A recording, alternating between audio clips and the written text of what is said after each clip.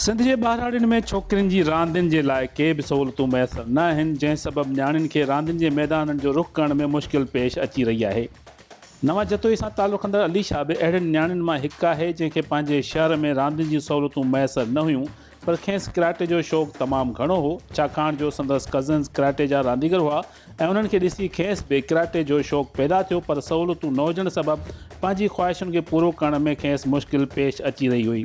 अलीशा जो वालिद police department में नौकरी कंदो हो। रिटायरमेंट बाद हिन ॿारनि जी बहितर पढ़ाईअ लाइ कराची शिफ्टिंग जो फ़ैसिलो कयो ऐं कराची में अची आबाद थियो। अलीशा खे कराची में कराटे रांदि जो शौक़ु पूरो करण जो मौक़ो मिलियो, जंहिंजो फ़ाइदो हासिलु कंदे हिन हिकु कराटे अकेडमी जॉइन कई, जिते हूअ केतिरनि ई छोकिरियुनि ऐं छोकिरनि सां गॾु कराटे जे क़िस्म क्यूकेशन में दाख़िला वरिती, जंहिंमें संदसि मामे शाहिद ऐं वालिद वॾो अहम किरदारु अदा कयो। अलीशा पंहिंजो शौक़ु पूरो करण लाइ इनाम जिम्नाज़ियम एंड फिटनेस सेंटर में दाख़िला वरिती, जिते खेसि क्यूकेशन जी सिख्या मिली ऐं हिन थोरे टाइम अंदरि पंहिंजे घर, सिंध ऐं पाकिस्तान जो नालो दुनिया में रोशन कयो। गुज़िरियल साल बहरीन में मुनक़िद थियल इंटरनेशनल क्यूकेशन इवेंट में शिरकत करण लाइ पंहिंजी मदद पाण तहत अलीशा ऐं संदसि टीम जे ॿिया रांदीगर ऐं रांदीगराणियुनि सफ़र कयो, जिते उन्हनि बहितर कारकर्दगी जो मुज़ाहिरो कयो। अलीशा जो coach Sanaullah Khan KTN news सां ॻाल्हाईंदे चयो त अलीशा चन्ना बेसिकली वो गांव से आई थी, उनको काफ़ी शौक़ था।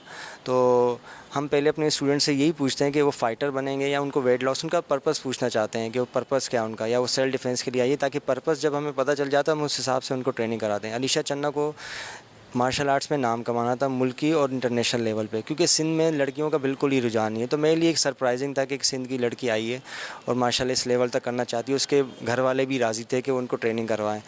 तो हमने जब उनका मकसद पूछा तो उन्होंने कहा था कि मुझे फ़ाइटर बनना है और मुझे सेल्फ डिफेंस सीखना है, ताकि मैं कहीं भी जाऊँ तो मैं बिल्कुल बग़ैर डरे हुए किसी किस्म की, क्योंकि आए दिन आगे पीछे इनको हरेसमेंट का इशू होता था, रास्ते में लड़के छेड़ते हैं जो भी किसी तरह, ख़ासकर जो लड़कियाँ पर्दा नहीं करती उनके साथ ये इशू ज़्यादा होता है।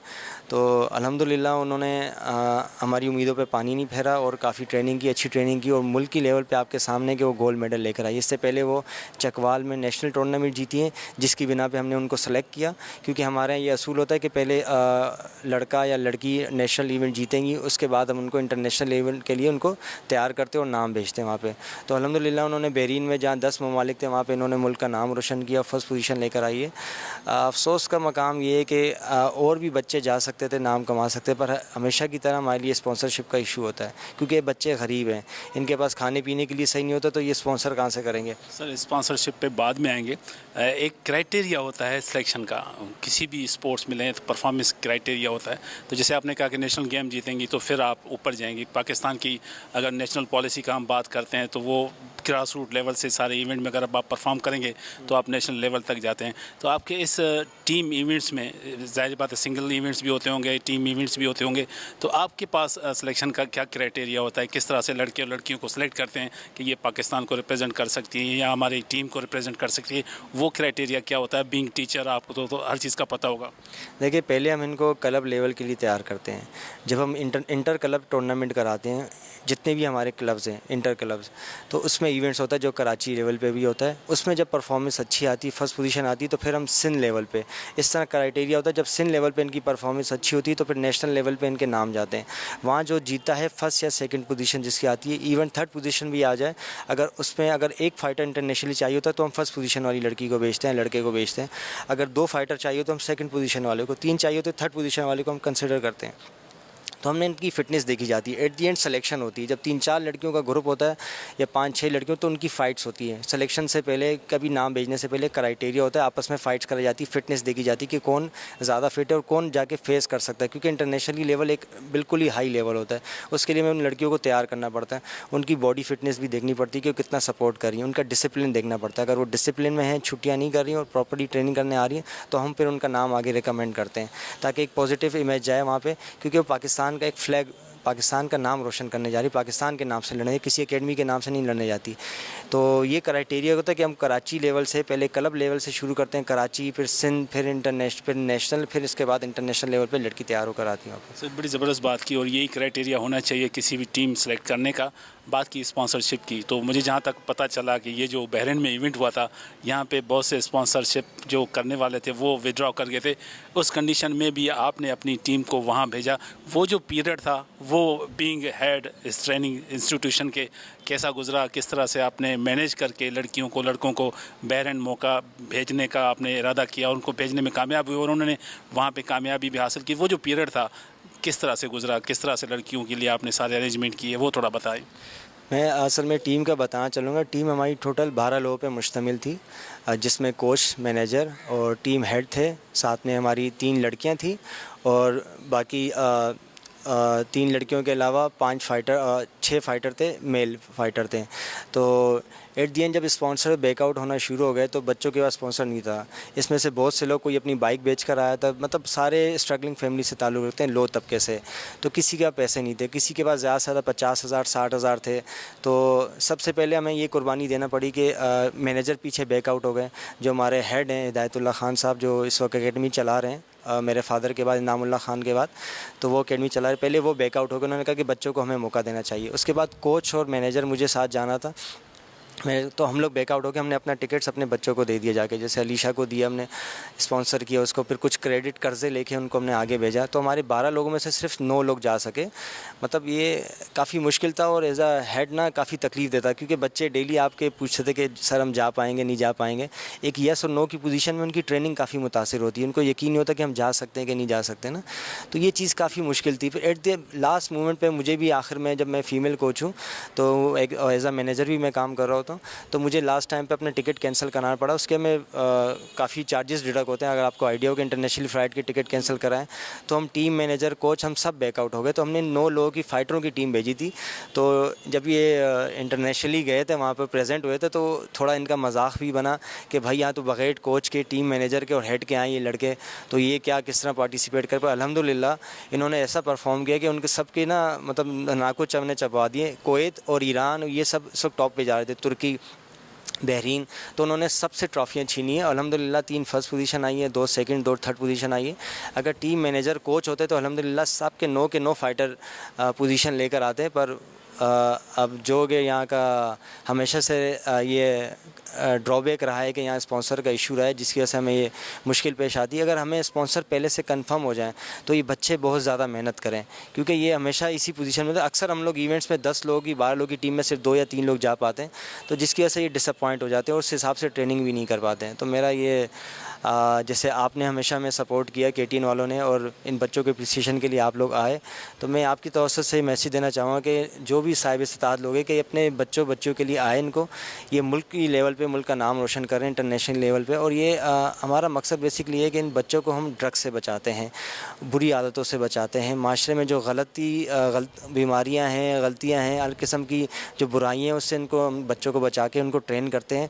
उनको ना सिर्फ हम सेहतमंद बनाते हैं, दूसरा हम इनको प्रोफेशन देते हैं, गरीब बच्चे, और एक इज़्ज़तदार इनको नौकरी मिलती है। ये टीचिंग का शोबा अपनाते हैं, ये फिर आगे टीचिंग करते हैं, तो ये हर किस्म की बुराइयों से बच जाते हैं और आगे जाके मुल्क व मिल्लत का नाम रोशन करते हैं और एक पाकिस्तान को एक अच्छा माशरा देंगे। एक सेहतमंद माशरा इस मुल्क की तरक्की का बाइस बनेगा। लेकिन बात करते हैं अलीशा की कि इतने दूर दराज एरिया से आई, तो वो सेल्फ डिफेंस के हवाले से उसके फ्यूचर को कैसा देखते हैं? अभी तो वो बहरीन में गोल्ड मेडल जीत के आई, उनके साथ आपके अकेडमी के दूसरे स्टूडेंट थे, उन्होंने भी गोल्ड मेडल जीते। लेकिन अगर बात की जाए अलीशा की, तो कितना ब्राइट फ्यूचर देखते हैं उनका एजुकेशन में? कहाँ तक जा सकती हैं? किस तरह की ट्रेनिंग करनी चाहिए उसको? किस तरह की डाइट करनी चाहिए? किस तरह से अपना ख्याल करना चाहिए, क्योंकि आप उनको क्लोज आई से देख रहे हैं? देखिए, अलीशा माशाल्लाह बहुत टैलेंटेड लड़की है। मैंने बहुत कम टैलेंटेड लड़कियां देखी हैं। उन्होंने बहुत कम वक्त में वो सिर्फ ब्लू बेल्ट हैं, जूनियर लेवल पे उन्होंने इस लेवल पे अपना नाम कमाया और नेशनल चैम्पियन बनी और इंटरनेशनल चैम्पियन बनी है। मैं इनको वर्ल्ड चैम्पियन के लेवल पे देखता हूँ। अगर ये मुस्तकिल ट्रेनिंग करें, उनको सपोर्ट हो, फाइनेंशियली हर किस्म की सपोर्ट हो, तो इंशाल्लाह मुझे उम्मीद है कि आगे जाके मुल्क व मिल्लत का नाम रोशन करेंगी और वर्ल्ड चैम्पियन बनेगी। Inam martial art academy gym and fitness center में केतिरनि छोकिरनि ऐं छोकिरनि खे मुख़्तलिफ़ वर्ज़िशूं करण बाद एक्यूकेशन सेंटर जी बुनियादी ॼाण ॾिनी वेंदी आहे, जंहिंसां खेनि सेल्फ डिफेंस जी बहितर सिख्या ॾिनी वञे थी।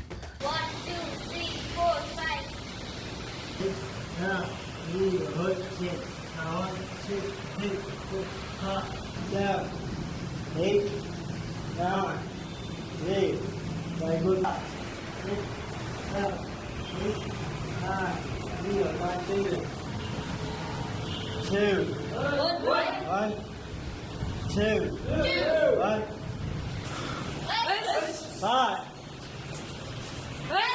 6, 1, 2, 1, 2, 1, 2, 1, 2, 1, 2.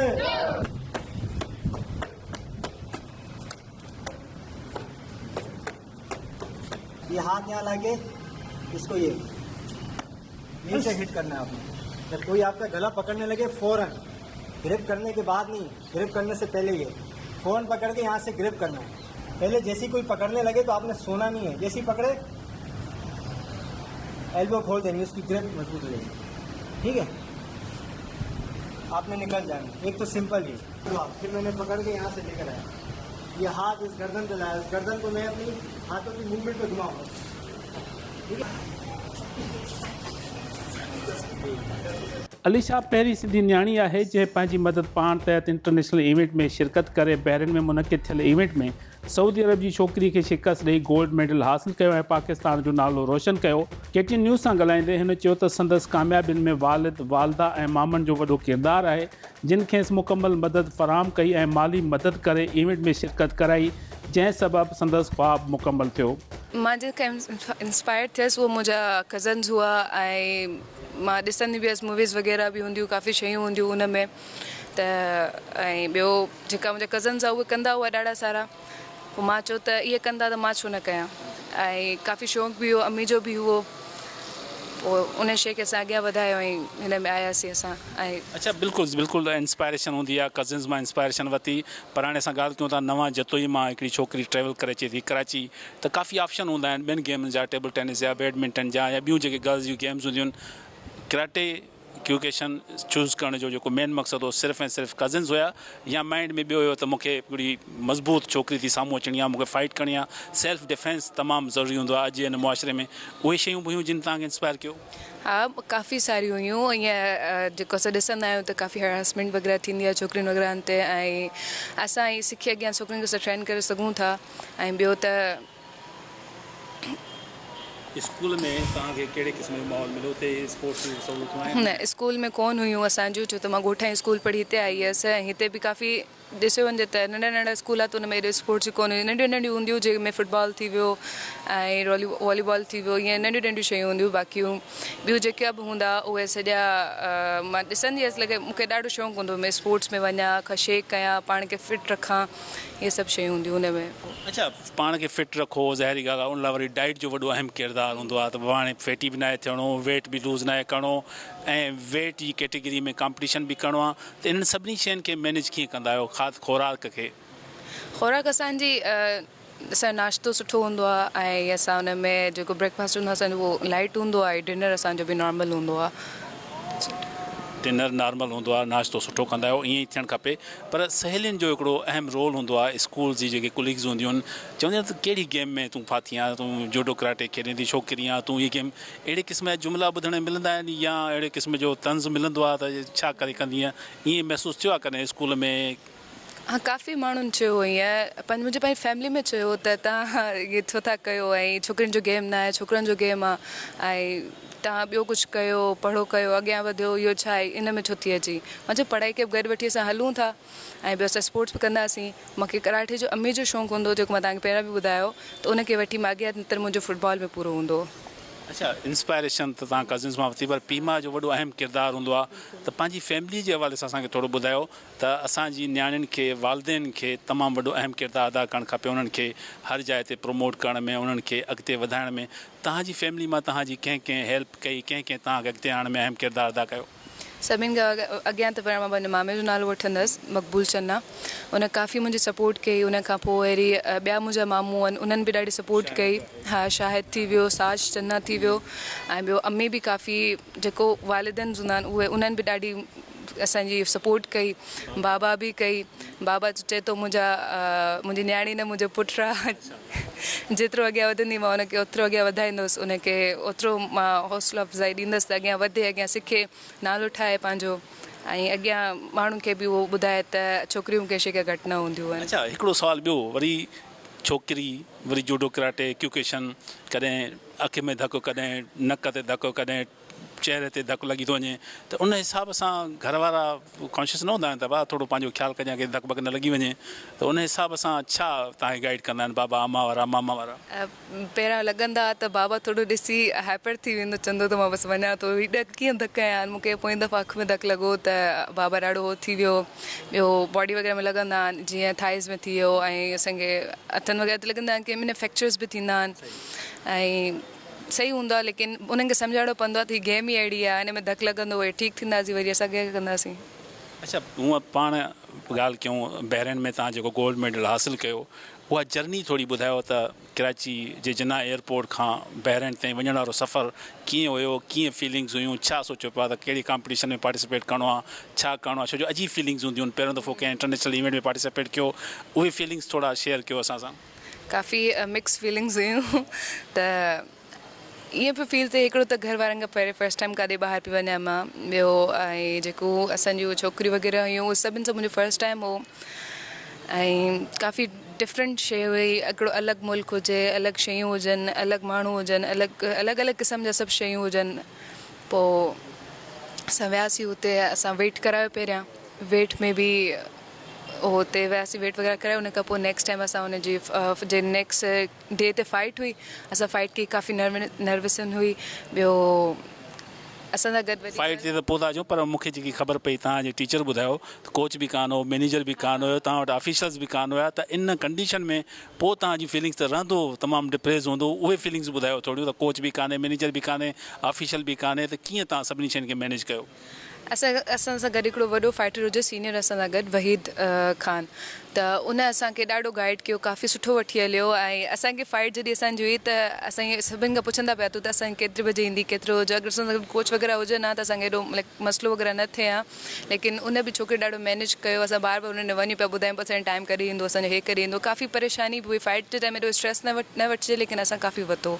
अच्छा, जेको इवेंट थियो उन में तव्हां पार्टिसिपेट कयो ऐं तव्हां कहिड़नि कहिड़नि मुल्कनि जे क्यूकेशन कराटेका सां मुक़ाबिलो कयो, थोरो इहो ॿुधायो, ऐं उन्हनि इवेंट्स में केतिरियूं कामयाबी मिलियूं फाइनल ताईं पहुचण में? मां मुंहिंजे मुक़ाबले में अॻियां अरब जी छोकिरी आई, अने मां सऊदी अरब मां, उहा काफ़ी सीनियर हुई छोकिरी, मां जूनियर हुयसि ऐं मुंहिंजो फस्ट टाइम बि हुओ, त काफ़ी डिफ़िकल्ट पियो लॻे त मे बी मां न जी सघां, लेकिन फस्ट राउंड कढी छॾियो। पोइ फाइनल राउंड में आयासीं, पोइ काफ़ी मां थकिजी पियो, इंजरी बि थी हुई, लेकिन डटे रहियासीं। अच्छा, त फाइनल मुक़ाबिलो तव्हांजो कंहिंसां थो जिते तव्हांखे गोल्ड मेडल मिलियो? उहा बि हुनजी सऊदी अरब जी छोकिरी हुई। उते जेके माण्हू मौजूदु हुया, जेके तमाशाई हुया, उन्हनि जे पारां केतिरी एप्रिसिएशन मिली, उहो थोरो ॿुधाईंदो? उन्हनि जे कुझु माण्हू असांखे मिलिया जेके काफ़ी भला हुआ, उते पाकिस्तानी बि माण्हू असांखे मिलिया, उहे चवनि पिया त तव्हां असांखे पहिरियां ॿुधायो। असांखे हुननि उते असांखे मानी वग़ैरह असांजो लेट थी वेंदो त उहे असांखे मिलिया, उन्हनि चयो त उन्हनि काफ़ी असांजी हो कई, हौसला अफ़ज़ाई कई, काफ़ी असांखे सपोर्ट कयनि। ऐं सऊदी मां बि ॾाढा माण्हू हुआ, बहरीन मां बि असांजा काफ़ी ॼाणण वारा मिली विया, उन बि असांजी ॾाढी सपोर्ट कई, काफ़ी माशाल्लाह सां सुठो वियो। गोल्ड मेडल खटियो अलीशा गोल्ड मेडल खटी जॾहिं पाकिस्तान वापसि अचे पई त उहे उनजी फीलिंग्स कहिड़ियूं, ऐं जॾहिं एयरपोर्ट ते पहुती त उते उनजो इस्तक़बाल करण वारा केरु केरु हुया, उहे बि फीलिंग्स थोरो ॿुधायो त कीअं महसूसु कयो? काफ़ी भलो पियो फील थिए त मूंखे न ख़बर हुई त मां जीती वेंदसि, ऐं सभु चवनि पिया त हिते हिकु छोकिरी जो स्पॉन्सर न पियो थिए, त छोकिरा अलाए कहिड़ो सीनियर उहो चए पियो त तव्हां छोकिरियुनि खे छो था मोकिलियो, कंहिं छोकिरे खे मोकिलियो। ऐं माशाल्लाह सां असां 3 छोकिरियूं जीते आयासीं, जंहिंमां मां हुअसि पहिरें नंबर ते, ऐं ॿियो ज़ैनब हुई, ऐं 3 नंबर ते हुआ इहा मरियम हुई। त काफ़ी भलो पियो फील थिए, प्राउड पियो फील थिए, पंहिंजी कंट्री खे असां अॻियां पिया वधायूं, ऐं काफ़ी ख़ुशी बि थिए त जेको माण्हू असांखे चवंदा थी न करे सघंदी, मां उहो करे ॾेखारियो। पोइ जॾहिं असां एयरपोर्ट आयासीं त पूरी फैमिली मूंखे वेलकम करण लाइ आई, मुंहिंजी क्यूकेशन जी सॼी फैमिली हुई, मुंहिंजी फ्रेंड्स वग़ैरह, काफ़ी रिश्तेदार आया, सभु ॾाढो ख़ुशि थिया, मूंखे ॾिसी ॾाढो एप्रिशिएट कयनि। अच्छा, अॻ में त रिश्तेदार कावड़ कंदा हूंदा त कहिड़ी गेम में पार्टिसिपेट थी करें, चरी आहे तुंहिंजो दिमाग़ु ख़राबु आहे, तव्हांजे वालिदेन खे चवंदा हूंदा त बाबा छोकिरी खे छो हेॾे मोकिलियो अथव, पढ़ायोसि लिखायोसि, पर जॾहिं तव्हां गोल्ड मेडलिस्ट थी आहियो, उनखां पोइ का तब्दीली उन्हनि जे बिहेव में महसूसु थी, छा महसूसु थी, ऐं कीअं उन्हनि तव्हां सां बिहेव कयो? उहे पहिरियां ईअं चवंदा त इहो कहिड़ो थी गेम खेॾी, न खेॾ, छोकिरियुनि जो न आहे, छोकिरनि जो आहे, रुगो मारे थी खाए, मर्दनि जे विच में थी अची, हीअं थी करी, हूअं थी करी। चयो चओ जेतिरो तव्हांखे चवणो आहे मां इग्नोर करे अॻियां वधियासीं उन खां पोइ कुझु ॾींहं खां पोइ मूंखे ॾिठो त सभु मूंखे एप्रिशिएट पिया कनि सभु पंहिंजी पोस्टूं पिया लॻाइनि हे असांजी न्याणी आहे असांजी इन जी घर जी धीउ आहे या अॻियां वधी आहे सभु लाइक एप्रिशिएट करणु स्टार्ट करे छॾियो। अच्छा त हाणे अलीशा छा थी सोचे त हाणे अॻिते छा करिणो आहे येलो बेल्ट आयो मुंहिंजे ख़्याल में तव्हां हिन वक़्तु अॻिते छा प्लानिंग आहे अॻिते छा करिणो आहे कीअं करिणो आहे ईद कीअं सेलिब्रेट कंदा आहियो थोरो इहो बि ॿुधायो। अॻियां जो मुंहिंजो इहो प्लान आहे त इनशाला मां हिते ब्लैक बेल्ट थी पोइ ई निकिरंदसि या निकिरंदसि ई न ऐं मुंहिंजो वर्ल्ड टूर्नामेंट मूंखे खेॾिणो आहे वर्ल्ड लेवल ताईं खेॾिणो आहे मुंहिंजो पूरो इहो ई आहे। उन खां पोइ वरी अॻियां मुख़्तलिफ़ स्पोर्ट्स में बि वञिणो आहे जीअं लाइक जुजित्सु थी वियो या फिर किक बॉक्सिंग थी वई इन्हनि में वञिणो आहे मूंखे। ॿियो ईद ते जीअं सभु मिलंदा आहिनि घर वारा हिक ॿिए ॾे ईंदा वेंदा आहिनि जेको तव्हांखे बि। अच्छा ईद जे ॾींहुं सभ खां पहिरियों फेवरेट डिश कहिड़ी हूंदी आहे खाइणु पसंदि कंदा आहियो त भई इहा डिश मूंखे पहिरियों मिले ऐं ख़र्ची तव्हां नंढनि खे ॾींदा आहियो या ख़र्ची ज़ोरी वॾनि खां वठंदा आहियो। ईद जी जेकी मुंहिंजी फेवरेट डिश हूंदी आहे उहो मिठो हूंदो आहे त जल्दी जल्दी अभी मिठो ठाहे त असां मिठो खाऊं ऐं बाबा आहिनि खां वठंदा आहियूं बाक़ी नंढनि खे असां न ॾींदा आहियूं। उन्हनि खां लिकाए रखंदा आहियो तव्हांखे ख़र्ची न ॾींदासीं पर ओवरऑल ईद जे ॾींहं ते सिर्फ़ु घर में हूंदा आहियो या रिश्तेदारनि सां मिटनि माइटनि सां बि मुलाक़ात थींदी आहे। ईद वारे ॾींहुं असां घर में हूंदा आहियूं बाक़ी ईद जो जेको सेकेंड डे हूंदो आहे असां ॿाहिरि वेंदा आहियूं बाक़ी थर्ड डे ते असां रिश्तेदार वग़ैरह वारनि सभिनी में वेंदा आहियूं मिलणु वग़ैरह। अच्छा अलीशा हिकिड़ो कॉन्सेप्ट वेठल आहे पाण वटि जीअं नवां जतोई मां तव्हां आया आहियो उते त माना छोकिरनि जे लाइ बि के सहूलियतूं कान्हनि के छोकिरियूं त सोचनि बि न वीचारियूं पर तव्हां उन्हनि जे लाइ रोल मॉडल आहियो तव्हां जंहिं नमूने सां अचीवमेंट हासिलु कयूं तव्हांजे लाइ तमामु वॾो हिकिड़ो स्कोप बि आहे अॻिते इलाइक़ो तव्हां कामयाबु थींदो। उन्हनि छोकिरियुनि खे उन्हनि छोकिरियुनि जे वालिदेन खे कहिड़ो मैसेज ॾींदो त पंहिंजी नियाणियुनि खे बि पंहिंजे पुटनि जीअं उन्हनि खे अहमियत ॾियनि ऐं उन्हनि खे बि अॻिते आणण में उन्हनि जो हौसलो वधाइनि ऐं पाण सां गॾु वठी हलनि अहिड़े क़िस्म जो मैसेज आहे तव्हां वटि। बिल्कुलु मां इहो चाहींदसि त उहा ई सॼी ॻाल्हि ईंदी आहे त छोकिरियूं छोकिरनि खां घटि न हूंदियूं आहिनि ऐं तव्हांखे पंहिंजी छोकिरियुनि खे अॻियां वधाइणु घुरिजे ऐं उनखे डिग्रेड न कयो तव्हां उनखे हर शइ में अॻियां वधायो सिर्फ़ु पढ़ाई में न उनखे तव्हां ॿिनि शयुनि में वधायो जेको उनजो शौक़ु आहे त उन में उनखे वधायो। छोकिरियूं करे सघनि थियूं छोकिरनि खां वधीक करे सघनि थियूं। गवर्नमेंट लेवल ते हाणे तव्हां छा था चओ त तव्हांखे गवर्नमेंट कहिड़े लेवल जी स्पॉन्सरशिप करे छो जो गवर्नमेंट ॻाल्हियूं वॾी कंदी आहे त असां स्पोर्ट्स खे तमामु वॾो अहमियत था उनजी हौसला अफ़ज़ाई कयूं था पर अमली तौर ते जेकी हिन वक़्त जी ॻाल्हि नज़र आई आहे त तव्हांखे स्पॉन्सरशिप बि न मिली आहे पंहिंजी मदद पाण त तव्हां एॾनि वॾनि इवेंट में विया आहियो त गवर्नमेंट लेवल ते बिलावल भुट्टो ज़रदारी खे मुराद अली शाह खे कहिड़ो मैसेज ॾींदो त तव्हांखे कहिड़े क़िस्म जी स्पॉन्सरशिप खपे ऐं कॾहिं कॾहिं जॾहिं बि इवेंट थिए त तव्हांजी उहे हेल्प आउट कनि। असांखे हिन दफ़ा बि तव्हां जीअं सभिनि खे ख़बर आहे त असांखे कंहिं बि स्पॉन्सर न ॾिनो असां पंहिंजे ख़र्च ते वियासीं इनफैक्ट असां माण्हुनि खे बि चयो लेकिन उहे बि चवनि पिया त एंड टाइम ते उन्हनि असांखे मना करे छॾियो जेका मूं चयो ऐं मां गवर्नमेंट खे इहो चवणु चाहींदसि त तव्हां असांखे सपोर्ट करणु चाहे ऐं असांखे काफ़ी सारा मायूं आहिनि मुसाला आहिनि जेका बि आहिनि उहे अॻियां वञणु चाहिनि था त तव्हां उन्हनि खे सपोर्ट ॾियो उन्हनि खे तव्हां स्पॉन्सर ॾियो जो अॻियां वधनि ऐं इहो पंहिंजो इनखे स्पोर्ट्स इनखे रांदि खे अॻियां ॾेखारनि त असां वञी सघूं था।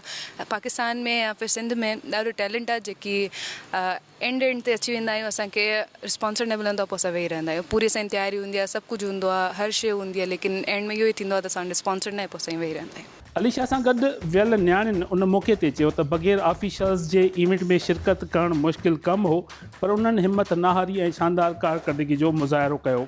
जी मेरा नाम मरियम खान है और मैंने इसलिए इंटरेस्ट लिया क्योंकि मुझे स्पोर्ट्स बहुत पसंद है और मेरे मामू का क्लब है तो उन्होंने मुझे बोला कि आप यहाँ आए तो मुझे इंटरेस्ट है तो मैंने यहाँ पे आके ज्वाइन किया और माशाल्लाह से हम बहरीन गए वहाँ पे 3rd पोजीशन हासिल की। अच्छा बहरीन का सफ़र बड़ा दिलचस्प लग रहा है कि मनी मैनेजर भी नहीं है कोच भी नहीं है ऑफिशियल भी नहीं है विदाउट ऑफिशल्स के आप लोग वहाँ पहुँचे हैं तो क्या फीलिंग्स थी जब यहाँ से फ़्लाइट में चढ़े थे वहाँ उतरे थे क्या महसूसात थी क्या फीलिंग्स थी क्या कर रहे थे कैसे गुजरेगा किस तरह से इवेंट पार्टिसिपेट ऐसी कोई फीलिंग्स थी? जी टेंशन थी एक तरह का कोच भी नहीं था फिर मैनेजर जो थे उनकी खुद की भी फ़ाइट थी तो बहुत एक टाइम पे तो फ़्लाइट की टिकट्स भी हम पूरी टीम की आधी हुई थी कुछ लोग आज गए थे तो कुछ लोग अगले दिन तो मैं और मेरे साथ एक और थी तो हम दोनों अकेले थे फ़्लाइट पे तो सबसे बड़ा चैलेंज ये था कि हम पहली दफ़ा जा रहे थे और हम दोनों अकेले थे और हमारे साथ कोई भी बड़ा कोई लड़का कुछ नहीं था तो हम वहाँ गए तो एक तरह की टेंशन भी थी फिर माशाल्लाह से जो हमारे फाइटर थे जो मैनेजर थे उन्होंने बहुत अच्छे से संभाला और हम सब जीत कर आए। नाज़र सां गॾु जवेरिया आहे जवेरिया जो तालुक़ु लाड़काणे सां आहे लाड़काणे सां तालुक़ु रखंदड़ जवेरिया भी नेशनल लेवल ते थींदड़ मुक़ाबलनि में कामयाबियूं हासिल कयूं आहिनि इन सां असां मालूम कंदासीं त कहिड़ी तरह सां हिन इवेंट में आई आहे। जवेरिया सबसे पहले तो आपको मुबारक हो आपने नेशनल गेम्स में पार्टिसिपेट किया क्या सोच के इस गेम में आप आई हैं और क्या आपके प्लान हैं, किस तरह से आप इस चीज़ को आगे लेके जाएंगी? पहले तो आने का सबब बताएं, क्यों आई हैं? मैं आई हूँ ताकि मतलब औरतों में ज़्यादातर ये अवेयरनेस हो कि मतलब सबको स्पोर्ट्स करना चाहिए और औरतें कमज़ोर नहीं हैं किसी से, वो हर काम कर सकती हैं। और दूसरी मतलब औरतों को भी मतलब घर से निकलना चाहिए और ऐसे ही मतलब स्ट्रॉन्ग बनना चाहिए। इसलिए मैं आई हूँ स्पोर्ट्स में ताकि आगे अवेयरनेस फैलाऊँ। अच्छा, नेशनल गेम्स में जब आपने पार्टिसिपेट किया तो वहाँ पे किन किन प्लेयर्स से आपका कंपटीशन हुआ और क्या पोजीशन हासिल की, किस किस्म की तैयारी की थी? यहाँ पे अकेडमी में किस तरह की ट्रेनिंग थी आपकी? मैं जब वहाँ गई तो मतलब वहाँ मुख्तलिफ़ शहरों से लोग आए थे, इस्लामाबाद, रावलपिंडी, लाहौर और पंजाब, बलूचिस्तान, हर जगह से लोग आए थे, तो वहाँ उनसे मेरा मुकाबला हुआ। तो आप कितनी पुरुमीद है कि आगे चल के आपने क्या गोल सेट किए हैं कि आपने क्या कामयाबियाँ हासिल करनी है, किस किस्म की मेहनत करनी है और कहाँ तक जाना है आपने? इंशाल्लाह वर्ल्ड चैम्पियनशिप मैंने हासिल करनी है। KTN न्यूज़ जी टीम जॾहिं अलीशा जे वालिद वालदा ऐं मामे सां ॻाल्हि ॿोल कई त संदन चवण हो त खेनि 3 न्याणियूं आहिनि, पर सभई न्याणियूं घटि पर पुट वधीक आहिनि, जिन ते खेनि फ़ख्रु आहे। संदन चवण हो त अलीशा पढ़ाई सां गॾु कराटे जी तमामु घणी शौक़ीन हुई ऐं उन्हनि ई हिन जे शौक़ खे पूरो करण में मदद कई ऐं अॼु खेनि पंहिंजी न्याणी जी कामयाबियुनि ते फ़ख्रु आहे, जंहिं ते न सिर्फ़ु हू पंहिंजे ख़ानदान, सिंध ऐं पाकिस्तान जो नालो पूरी दुनिया में रोशन करे चुकी आहे, पर खेनि अफ़सोस इन ॻाल्हि ते थींदो आहे त सिंधी न्याणी जी मदद करण में सिंध हुकूमत को बि किरदारु अदा न कयो आहे ऐं खेनि उमेदु आहे त मुस्तक़बिल में थींदड़ इवेंट्स में सिंध हुकूमत अलीशा खे स्पॉन्सर कंदी, जीअं उहा दुनिया जे मुख़्तलिफ़ मुल्कनि में थींदड़ इवेंट्स में कामयाबी माणे पाकिस्तान जो नालो सॼी दुनिया में रोशन करे सघे। अहिड़ी गेम जी तव्हां हुनखे परमिशन कीअं ॾिनी जंहिंमें नक में धकु लॻी सघे थो, ॿाह में धकु लॻी सघे थो, टंग में धकु लॻी सघे थो? हिकिड़े वालिद जी हैसियत सां तव्हांखे न सम्झो त इहा कहिड़ी ख़तरनाक रांदि जी हुन चॉइस कई आहे, उहा हुनखे तकलीफ़ ॾेई सघे थी? सोचींदा आहियो कॾहिं कॾहिं धकु न लॻी पए, इन करे हिनखे परमिशन न ॾियणु खपे? छो परमिशन ॾिनवसि? मूंखे अलीशा चवंदा चवंदी बाबा मां रांदि खेॾंदी रहंदसि ऐं मां अॻिते पंहिंजी कोशिशि कंदसि ऐं अॻिते मां पंहिंजे वधण जी कंदसि ऐं को मसइलो कोन्हे ऐं मुंहिंजो शौक़ु आहे ऐं मां अॻिते वधणु कंदसि ऐं मां अॻिते पंहिंजे हिसाब सां निकिरी वेंदसि ऐं गवर्नमेंट खे सां ऐं तालको मुंहिंजो आहे, सभु शइ आहे, पर उहो असांजी का मदद कान करे थी इन वक़्तु। सो इन करे हुननि जूं जेके बि ख़्वाहिशूं असां सभु पंहिंजूं पूरियूं कयूं आहिनि। तव्हां बिल्कुलु पूरियूं कयूं आहिनि। वालिद जी हैसियत सां इहो तव्हांजो फ़र्ज़ु बि पए थो त औलाद खे जेके उन जी ज़रूरतूं उन्हनि खे पूरियूं कजनि। हिकिड़ो त हूंदो आहे औलाद छोकिरो, हिकिड़ी हूंदी आहे छोकिरी। असां वटि अक्सर इहो ॾिठो वियो आहे त असां छोकिरनि ते वधीक ध्यानु ॾींदा आहियूं, न्याणियुनि ते ध्यानु घटि ॾींदा आहियूं, त तव्हां सभ खां वधीक ध्यानु न्याणियुनि ते ॾिनो आहे, उनजी वजह कहिड़ी आहे? साईं उन्हनि जी वजह इहा आहे त मुंहिंजूं न्याणियूं न ईअं समुझ जा पुट आहिनि घर में बहादुर आहिनि ऐं मां घर में हूंदो आहियां या न बि हूंदो आहियां, काॾे बि निकिरी वेंदियूं आहिनि, कंहिं बि कमकार ईअं समुझ जा पुट आहिनि ऐं बहादुर सां पंहिंजी महिनत सां अॻिते पंहिंजो सभु कमु कंदा आहिनि।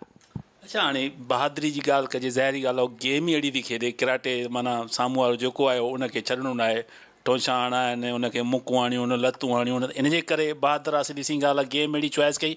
ॿियो तव्हां ॿुधायो त मोटर साइकिल बि हलाईंदी आहे, पंहिंजो कमुकार बि पाण कंदी आहे, इहो जेको उनजो एंगल आहे इहो थोरो ॿुधाईंदो त कीअं उनखे ख़्वाहिश थी मोटर साइकिल हलाइण जी ऐं कीअं तव्हांखे बि खणी वञे, अम्मा खे बि खणी वञे? त इहा त वाक़ई बहादुरी जी ॻाल्हि आहे। त तव्हां ख़ुशि आहियो नवां जतोई खां हिते अची वरी इहे जेके बि क्वालिटियूं उन घटि न्याणियुनि में हूंदियूं आहिनि, कीअं महसूसु थींदो आहे? साईं नंढड़ी जो शौक़ु हूंदो बाबा मूंखे गाॾी वठी ॾियो, मां चवां पुटु गाॾी तूं मुंहिंजी वटि ऐं मां हुनखे सेखारींदो कंदुसि। हुन जूं धक सक हुनखे लॻंदा रहंदा रहा, पर हू अॻिते कोशिशि जी पंहिंजी वधण जी कंदी हुई। चए बाबा मां गाॾी हलाईंदुसि बिल्कुलु, ऐं मूंखे नई गाॾी वठी ॾे। मूं चयो बाबा नई जो असां वटि एतिरो एज न आहे ऐं इन करे हीअ गाॾी ॾे, इन ते पंहिंजी कर ऐं अॻिते कोशिशि कर पंहिंजे वधण जी ऐं सभु शइ पंहिंजो पाण कंदी ऐं बिल्कुलु ऐं कोशिशि वॾी कंदी हलाइण जी, त अॻिते बि ऐं लतूं मुकूं जेके बि कराटे में खेॾंदी कंदी न सभु शइ जी। चयो बाबा को बि कोन्हे, मूंखे वॾो फ़ख़्रु आहे, मां अॻिते कोशिशि कंदुसि ऐं गवर्नमेंट जे मां तरफ़ां वेंदुसि ऐं इन करे गवर्नमेंट खे मां मुंहिंजी का बि मदद न कई आहे। अच्छा, गवर्नमेंट वाकई अञा ताईं मदद न कई आहे, पर मुंहिंजो सुवालु इहो आहे त जॾहिं हुन बहरेन में पार्टिसिपेट कयो, वॾे इवेंट में गोल्ड मेडल हासिलु कयो, त उन वक़्तु जॾहिं तव्हांखे ख़बर पई त भई मुंहिंजी न्याणीअ एतिरी वॾी कामयाबी हासिलु कई आहे, उनखे ॾिसण लाइ उन वक़्तु बेचैन हुयो त हाणे मोटी अचे त मां उनखे गल सां लॻायां, उनखे हार पारायां, एॾो वॾो नालो रोशन कयो अथव? उहे थोरियूं फीलिंग्स जेके महसूसात हुयूं उन वक़्त जूं, उहो थोरो असांखे नाज़रीन खे ॿुधायो कीअं हुयूं? साईं असांखे वॾी ख़ुशी थी त असांजे इहो बचिड़ो अलीशा पारो मुंहिंजो जीते आयो, त 5 दोस्तनि असांखे फ़ोनूं बि कयूं ऐं ॾाढी ख़ुशी जहिड़ी ॻाल्हि थी ऐं ज़बरदस्त थी। जी नाज़रीन, तव्हां अलीशा जे बाबा जूं ॻाल्हियूं ॿुधियूं ऐं हाणे अलीशा जी अमड़ असां सां गॾु आहे ऐं अमड़ तमामु वॾो हिकिड़ो किरदारु हूंदो आहे पंहिंजी औलाद लाइ उनखे वॾो करण में उनजी हर ज़रूरत जो ख़्यालु रखण में माउ हूंदी आहे। ऐं हिन वक़्तु अलीशा जी अमड़ असां सां गॾु आहे, उन सां ॻाल्हि ॿोल कंदासीं त अलीशा नंढे लाकू शरारती हूंदी, छा कंदी, कीअं कंदी, छो जो इन खां वधीक का आई विटनेस न हूंदी ऐं इन खां वधीक औलाद जी ख़िदमत कंदड़ बि का हस्ती कान्हे। वालिद बिल्कुलु तमामु वॾो अहम किरदारु अदा कंदो आहे पंहिंजी औलाद खे उहे ज़रूरतूं फ़राहम करण में, पर वालिदा जो किरदारु तमामु वॾो अहम हूंदो आहे। अमां सभ खां पहिरियों तव्हांजी वॾी महिरबानी, तव्हां पंहिंजो क़ीमती टाइम ॾिनो। ॻाल्हि जी शुरूआति कयूं था सभ खां पहिरियों त जीअं बहरीन में गोल्ड मेडल खटियो अलीशा, इन खां अॻु में असां वटि KTN न्यूज़ जे प्रोग्राम में हुन चयो त तमामु घणियुनि तकलीफ़ुनि खे हुन मुंहुं ॾिनो, ख़ासि करे फाइनेंशियली मसइला हुया। उनखां पोइ अम्मा ऐं मामा हुनजी तमामु घणी हेल्प कई, उनखां पोइ सभु शयूं पॉसिबल रहियूं। नंढे इलाइक़ो खां थोरो ॿुधाईंदो अलीशा जो कैरेक्टर कैरियर कीअं हो, तंग कंदी या शरारती हूंदी, चुप हूंदी हुई, कीअं हूंदी? तव्हां तुंहिंजे हथनि में पली आहे, उन हवाले सां थोरो ॿुधायो। नंढे लाइ जेको आहे सो ॿारु शरारती हूंदो आहे, थोरो रोणी हूंदी हुई ऐं माशाअल्लाह सही बि हूंदी हुई, सुठड़ी बि हुई। जेको आहे सो हिकिड़ो प्यारो जीअं ॿारु हूंदो आहे, पर थोरो ज़िद्दी ऐं रोणी हूंदी हुई। इन खां पोइ जेको आहे सो वरी पढ़ाइण में विधोसींसि। पढ़ाइण खां पोइ वरी थोरी वॾी थी त वरी कराची में शिफ्ट थियासीं। पर हिन जो थोरो स्पोर्ट ॾे ऐं इन ॾे घणो रुझान आहे। अच्छा, स्पोर्ट्स जी ॻाल्हि कयूं त असां वटि घटि सिंध जूं नियाणियूं आहिनि जेके कराटे ॾे, बॉक्सिंग ॾे, इन्हनि अहिड़नि डेंजरस इवेंट ॾे वेंदियूं आहिनि स्पोर्ट्स ॾे जेके ख़तरनाक चई सघूं था। तव्हांखे ख़बर पई त कराटे खे इन चॉइस कयो आहे, इन में धकु लॻी सघे थो, को बि इन हवाले सां तव्हां मना कयोसीं या तव्हां चयोसि ठीकु आहे जेकी तुंहिंजी ख़्वाहिश आहे तूं पूरी कर? मना त न कयो, मूंखे शौक़ु हूंदो हो। हा, मूंखे शौक़ु हूंदो हो। मुंहिंजा भाइटिया खेॾंदा हुआ न त उन्हनि खे ॾिसी करे ऐं मां बि, मूंखे बि शौक़ु हूंदो हो त मां बि जेकर छोकिरियुनि खे विझां। छोकिरियूं हुयूं मुंहिंजूं 3 नंढड़ियूं। पोइ वरी वॾीअ खे विधुमि पर उहा निकिरी वई। वरी हिन जो तमामु शौक़ु घणो थियो, स्पोर्ट ॾे तमामु घणो हुअसि। ऐं इन जो त ख़बर आहे त धक बि लॻा ऐं लॻा बि आहिनि, तमामु घणा धक लॻासि, पर अञा बि लॻंदा रहंदा आहिनि। पर हुन जॾहिं धक लॻंदा अथसि उन वक़्तु पोइ तव्हां छा चवंदा आहियो? बाबा हाणे छॾ रांदि खे, धक था लॻनि, हाणे छॾ ॿी रांदि का शुरू कर, बैडमिंटन, टेबल टेनिस जंहिंमें धक न लॻनि, या चओ त ठीकु आहे धक ज़िंदगी जो हिसो आहे, हिनखे कंटिन्यू कर? न, जॾहिं चोट न लॻंदी त इंसानु जेको आहे न को सुधारो न ईंदो। हर कंहिं ॻाल्हि में चोट खां पोइ जेको आहे न सभु कुझु अॻिते वधी सघे थो। सो उन बाबा तमामु जेको आहे सो इमोशनल थी वेंदो त न हाणे छॾीसि, कहिड़ी रांदि में विधो अथईसि, ईअं कयो अथईसि। बाक़ी जेको आहे त मूंखे त ख़बर हुई त हिन में तमामु जेको आहे सो डेंजरस रांदि आहे ऐं खेल आहे। इन में धक बि लॻंदा ऐं इन में जेको आहे चोट बि ईंदी। जेको इवेंट बहरीन में पार्टिसिपेट करण वई, सभ खां पहिरियों तकलीफ़ हुई त भई फाइनेंशियली मसइला आहिनि त कीअं उन इवेंट में पार्टिसिपेट कजे। उहो जेको मरलो हुयो त भई हाणे टूर्नामेंट बि थियणी आहे ऐं फाइनेंशियली मसइला आहिनि, उते पहुचणो बि ज़रूरी आहे, पर पहुचणु मुश्किल थो लॻे। उन सॼे मरहले खे थोरो ॿुधाईंदो नाज़रीन खे त कहिड़ियुनि कहिड़ियुनि तकलीफ़ुनि खे तव्हां मुंहुं ॾिनो ऐं किथे किथे तव्हां वियो जिते तव्हांखे उमेदु हुई पर उन्हनि तव्हांजी हेल्प न कई, सपोर्ट न कई? न, बसि मूंखे त बसि अलाह जी ज़ात ते भरोसो हूंदो आहे ऐं मां चवंदी आहियां जेको तव्हांजे मुक़दर में थींदो न उहो बहितरु हूंदो। आख़िर में हिनखे जेको आहे सो रिस्पॉन्सिबल न मिलण जे करे ऐं उन माण्हू मुकरी वियो त हीउ ॾाढो जेको आहे परेशान बि ऐं ॾुखारी बि हुई। पोइ चयोमांसि ठीकु आहे बाबा, जेकॾहिं क़िस्मत में हूंदो त तुंहिंजी क़िस्मत केर बि कोन थो खसे सघे ऐं क़िस्मत तव्हांजो साथ ॾींदी। पोइ वरी पंहिंजो पाण जेको आहे न ॾाढी कोशिशि कई। आख़िर में पोइ वरी मामनि खे चई, उन्हनि खे सपोर्ट कई ऐं पोइ वरी उन जेको आहे सो वही पंहिंजी सपोर्ट ते। तव्हांजूं दुआऊं, मामनि जी मदद उनखे इन मंज़िल ताईं पहुचायो। पर माउ जो वॾो किरदारु हूंदो आहे। हिन वक़्तु बि जंहिं कैटेगरीअ में उहा कराटे खेॾे थी, इवेंट्स में पार्टिसिपेट करे थी, वेंदी हूंदी या मोटर साइकिल हलाए थी, त अमड़ सभ खां वधीक कॉन्शियस हूंदी आहे त मुंहिंजी धीउ किथे हूंदी, किथे पहुती, किथे न पहुती। ख़्यालु थींदो आहे या फ़ोन करे आदत हूंदी आहे त वाह किथे पहुती आहे, केॾी महिल पहुचंदी आहे, देरि छो कई अथई, छाजे करे कई अथव? अहिड़ी क़िस्म जी कचहरी थींदी आहे? या तव्हां सां जॾहिं बि वेह अकेले में त रांदियुनि जे हवाले सां कचहरी थींदी आहे या दुनियावी कम जे घर घाट जे हवाले सां कमु कचहरी थींदी आहे?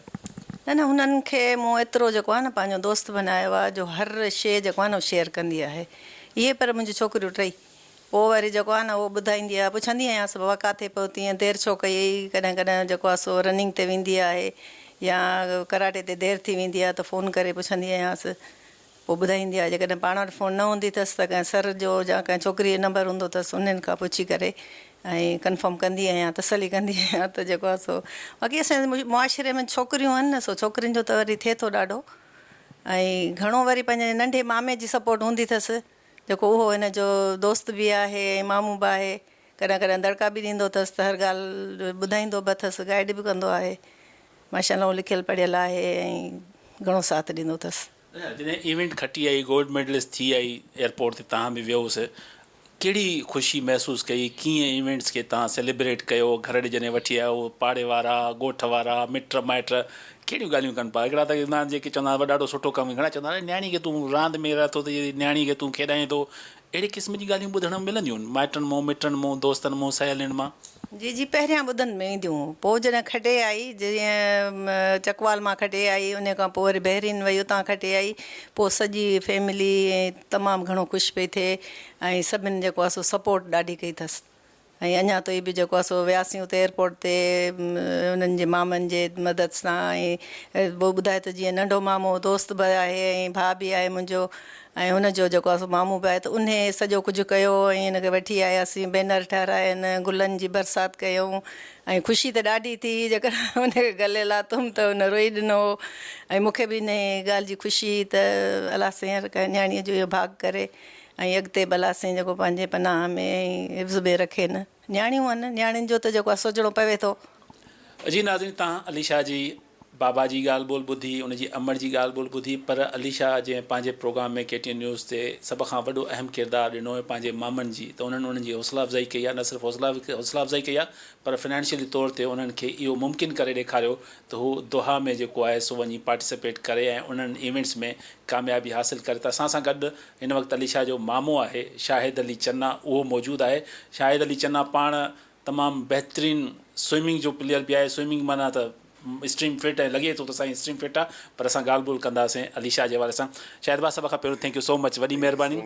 कीअं था ॾिसो अलीशा जे करियर खे, कैरेक्टर खे, एतिरी ॾुखी रांदि जी उनखे हौसला अफ़ज़ाई करणु ऐं फाइनेंशियली तौर ते हेल्प आउट करणु, मामे जी हैसियत सां तव्हां उनखे कीअं ॾिठो? नंढे लाॻो खां वठी हिन वक़्तु ताईं केतिरो प्यारु कयोसि था ऐं केतिरो अॻिते वञणु चाहियो था त ॾिसो था उनखे त अॻिते वञे? Sir, first of all thank you so much तव्हां आया इंटरव्यू करण जे लाइ। ऐं इहा असांजे लाइ इंस्पिरेशन आहे, इहा त ॿारनि जे लाइ इंस्पिरेशन आहे त उन्हनि खे अहमियत ॾिनी वञे ऐं उनखे जेको आहे सो इम्पोर्टेंस ॾेखारी वञे। सो तव्हांजी ऐं तव्हांजी टीम जी, स्पेशली KTN जी महिरबानी।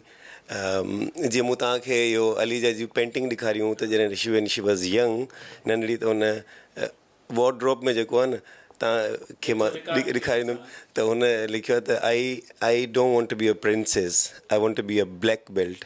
त इहा बचपन जी इंस्पिरेशन आहे ऐं इहा इंस्पिरेशन जेकी आहे सो इहा मतिलबु ॾिसी ईंदी आहे। असां बि जेको आहे मुंहिंजो भाउ इमदाद जेको आहे उहो बि कराटे कंदो ऐं ॾाढी ज़बरदस्त कराटे कंदो। उन खां पोइ वरी काफ़ी सारा असांजा ॿार उन्हनि बि कया, पर she was the kid, she was the Tom boy. ऐं हीअ ॿाहिरि निकिरी आई, हिनखे परस्यू कयो ऐं शी इज़ वेरी क्रेज़ी।